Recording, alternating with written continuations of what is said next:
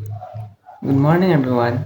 Today, we will explore a topic that is both complex and crucial in our interconnected world the Global South.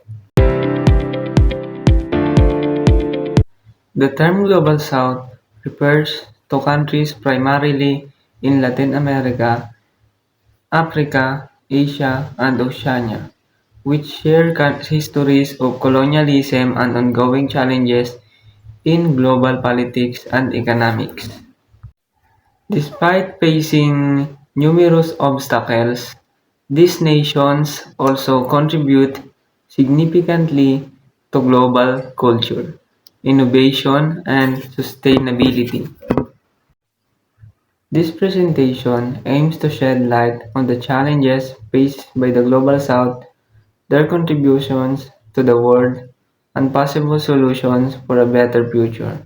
Let's begin by examining the four challenges of the Global South. First, we have economic challenges. Second is political instability. Third is social issues. And the last is environmental vulnerabilities. Economic challenges.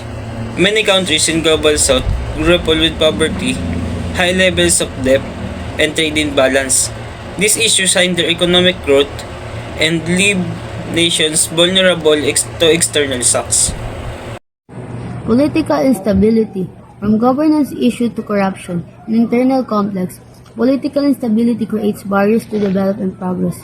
Social issue, inequality remains a major concern with gaps in education and healthcare, contributing to limited opportunities for millions.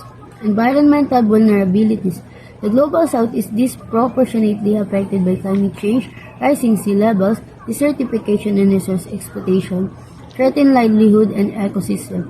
So these challenges are deeply rooted in colonial history, global power imbalances and inadequate infrastructure. The lingering effects of exploitation and marginalization cannot be ignored. These issues perpetuate global disparities, leading to migration crises and contribute to environmental damage that affects the entire planet. However, important to highlight the resilience and creative of people in the global south who are pushing for change. To address this challenge, we must adopt a comprehensive approach like Political and social recommendations.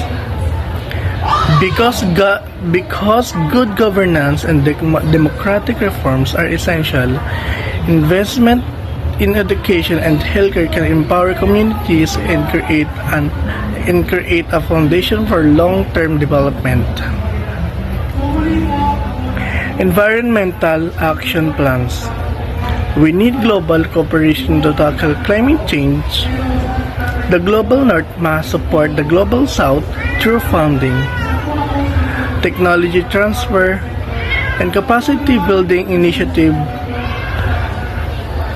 Community-based resource management strategy can also play a critical role. Global cooperation. Finally, it is time to reform international system to make them more equitable. Fair trade practice, technology sharing, and partnership between nations are key to fostering mutual growth. Economic strategies. In order to do this in the Global South, need to strengthen regional trade agreements and develop local industries to reduce dependence on foreign economies. International financial institutions must prioritize debt restructuring and fair financial assistance program. In conclusion, the Global South faces a unique combination of challenges, but it also has immense potential to contribute to a more sustainable and equitable world.